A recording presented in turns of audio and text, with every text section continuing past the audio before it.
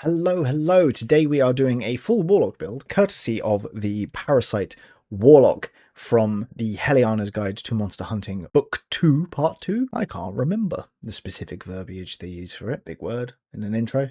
Anyway, we're going to do a build and look at the damage it does, and also be slinging cool Eldritch limbs at things, because why wouldn't we? Let's get to it, shall we? Kick off as always with the background. I've gone for Merchant for Lucky, because lucky is good. It also lets us boost our charisma and our con, which we do want to do, so that helps. Altered is a very good shout here as well for the con-based defense, but it's up to you. For the species, I've gone for Children of Seth, which are terror folk, basically, from Dr. Drolin's Dictionary of Dinosaurs. I simply cannot help myself.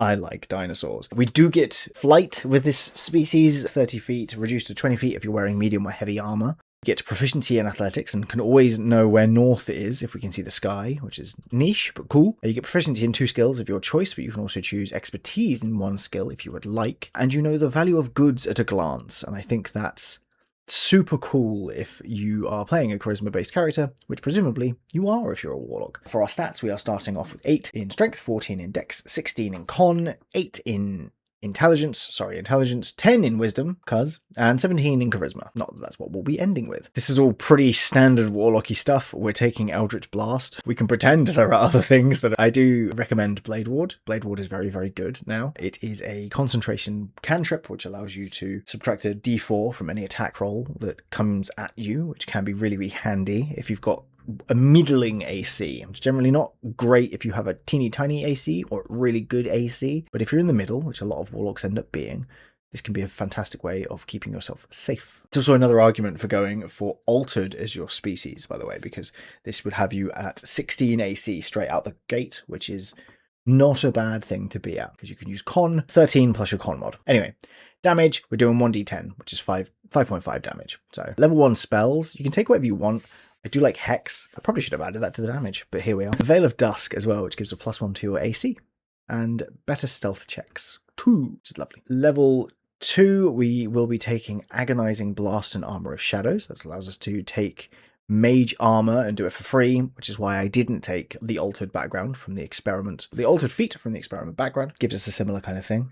And I've also gone for Agonizing Blast because you want to add your charisma to your damage rolls, and I'll get to how that interacts with our weapon shortly. It means our damage goes up to 8.5, although really with Hex active, which it should be, that would actually be 12, which is better, obviously. Level 3, we are going to take our Warlock subclass, which is the Parasite from Loot Tavern. It's just a sick one.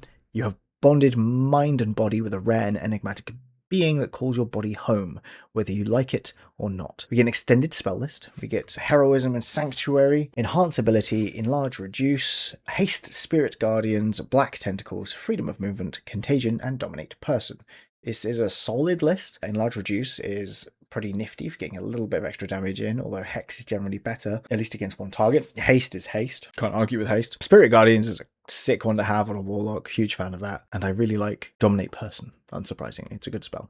The main thing here, though, is that we get our Parasitic Weapon. This effectively allows us to get a 1d12 weapon, which has a boosted range, which is 5 times your proficiency bonus. At the moment, it's 10 feet, and it goes up to 15 feet at level 3, and so on and so forth. And as you hit the cantrip breakpoints, so 5, 11, and 17, you gain an extra attack that you can use with it. This will not stack with extra attack, the feature, so you don't need to worry about Pact of the Blade features in that way, which is useful if you're trying to ignore that. In the book, it also states that it's worth considering as a DM, allowing things like Agonizing Blast to work with your Parasitic Weapon, and same with the Pact of the Blade features.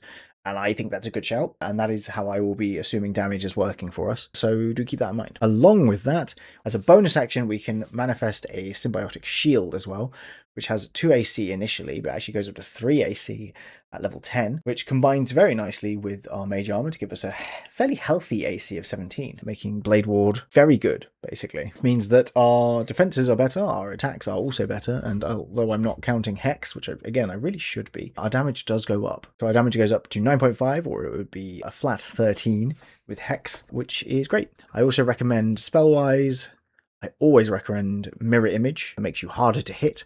You make 3 duplicates, and a creature has to roll a d6 for each duplicate you have. If any of the d6s roll a 3 or higher, one of the duplicates is hit instead of you. I also recommend Veil of the Reaper, which allows you to wrap yourself in shadows. At the end of your turn, when you've hit a creature with an attack roll, you gain invisible until the start of your next turn. It's just a good way to keep yourself safe.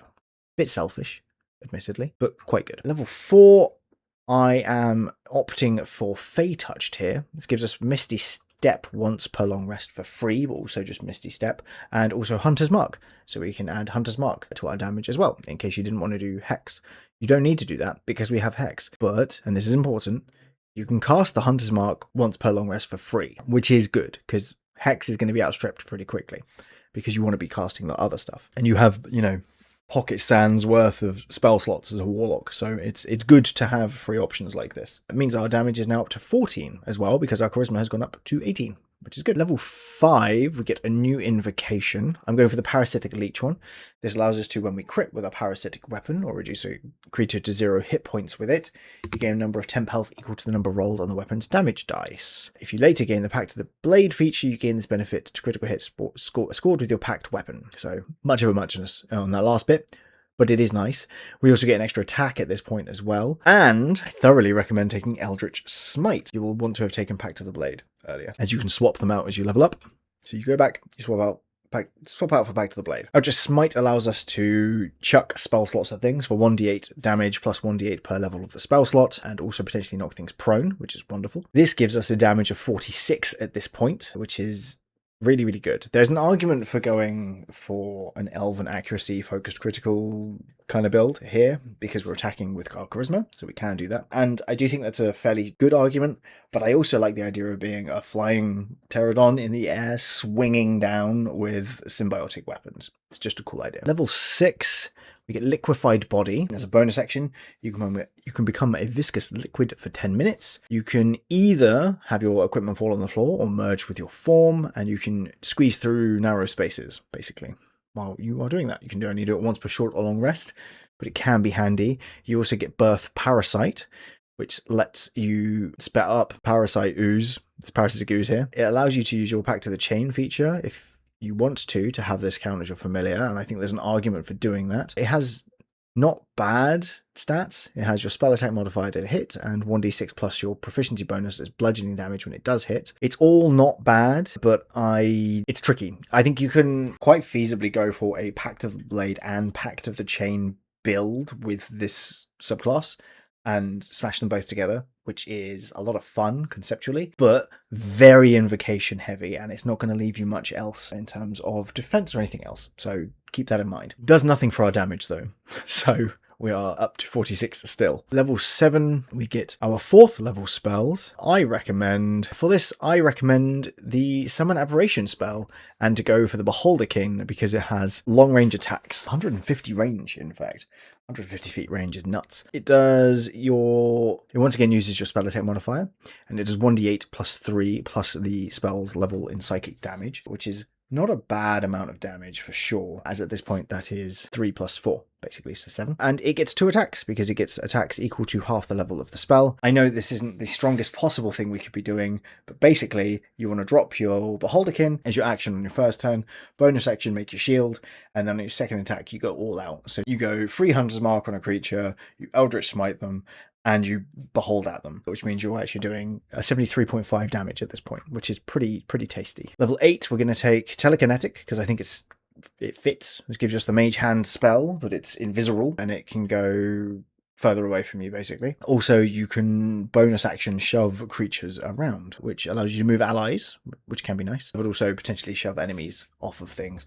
Well, there's only 5 feet, which is a little underwhelming, but I think it fits. I think it's a cool concept here. Chucks our charisma up to 19 as well. I think I already said that. I'm a little tired. At level 9, we get Contract Patron, which allows us to talk to our patron, but our patron is in our body. I really don't know I don't know how I would rule that as the DM. I guess that you can understand it temporarily. A little creepy. Another invocation, I recommend going for Life Drinker, which deals an extra 1d6 when we hit with our packed weapon, and also gives us some health back. This bumps our damage up to 83.5. Level 10, we get Transmit Parasite. This allows us to explode our parasite for 46 damage in a small area, or we can have our ooze, our parasite attached to someone and effectively act as a buffer for them, for their health, which is cool. You can also communicate telepathically with the creature it's attached to, which is nifty. You know? Level 11 gives us our first mystic. I'm going to go with Summon Fiend because it's a 6th level spell, which means it gets more attack. I once again recommend going with the ranged option here, which is the Devil only. It also has the most consistent damage because it does 2d6 plus 3 instead of 1d12 plus 3, which is not as good, or 1d8 plus 3, which is also not as good, although the other creatures do have other things going for them. This creature also gets to attack 3 times because it's spell level 6, and we get to attack again with our parasitic weapon, which means our damage jumps up to 120.5, which is very respectable. Level 12, I recommend going for Shadow Touched. We get to bump our charisma to level 20. It's fitting, gives us a free casting of invisibility, and I've also chucked in a free casting of Wrathful Smite there as well, because why not, right? Life is short. Why not do some Wrathful Smites as a treat? As we can use the smite with a spell slot, and it takes our bonus action to do, but Eldritch Smite doesn't. If you do this after, so the turn 3 damage now, which is a little wobbly, but you're only taking away 3.5 damage if you don't do that. Well, 3 times, so 10.5 damage because of Hex. No, free Hunter's Mark. Then you can actually do a lot of damage extra, so you can do up to 144.5 damage on average here, which is great. Level 13, we get another Mystic Arcanum. I don't love most of these. The Fleshling Construct is the creepiest, so go with that. But we're not going to be using it. We're going to stick with the Fiend for the rest of the thing. Level 40 does a bunch of stuff. As an action, we can get large, basically. Don't ask me why this does this whole shtick, why it's here twice. Who knows? D&D Beyond, man. Basically, we get temp health at the start of each of our turns for a minute. We get bigger, which is nice. Your damage dice goes from a 1d12 to 2d8, which is a nice little jump. And we can crit on a 19 or 20, which is also very nice. This further boosts the crit fishing concept, if that's what you want to do. You can also use your reaction to hit a creature with your parasitic weapon when you take melee attack. No, just when you take damage within your parasitic weapon's reach, which is pretty good. This takes our damage up to 150, which is nice. Level 15, we get our level 8 Mystic Arcanum, pick whichever one you want, really. I also recommend getting Witch Sight for True Sight. Our damage does not change. Level 16, I've simply opted to boost our Dex for more AC. You could also boost your Con for more health. It's up to you. Level 17, I would take Blade of Disaster because it's good. This also adds another final hit to our symbiote, bumping us up to 167.5, and that is where we'll be for the rest of the build. So I'm going to stop looking at numbers now. I recommend going for the Boon of Combat Prowess to guarantee a hit, basically, which is lovely. And at level 20, you get a truly terrible final feature, which lets you regain all your pack slots once per long rest, which is a bit very underwhelming. But basically, by the end of this, you're chucking out a hex, you're getting large, and then you're summoning a creature, and you're making a shield, and then on turn 3 you're just wailing on something for 167.5 damage, which is great. Probably what you want to do is actually summon the creature first, summon your fiend first, but that's up to you. I'm not your dad. That is it for today. I want to give a thank you to my channel members. I really appreciate you all. I also have a Discord if you want to join that. That's in the description, alongside the numbers that I put in as per all of these builds, so check those out. It has links to all the builds that are relevant as well. I hope you enjoyed this. I enjoyed filming this, even though my brain is completely frazzled, and I will wish you the very best. I hope that you are well and continue to do well, and I will see you whenever it is I next see you. Goodbye.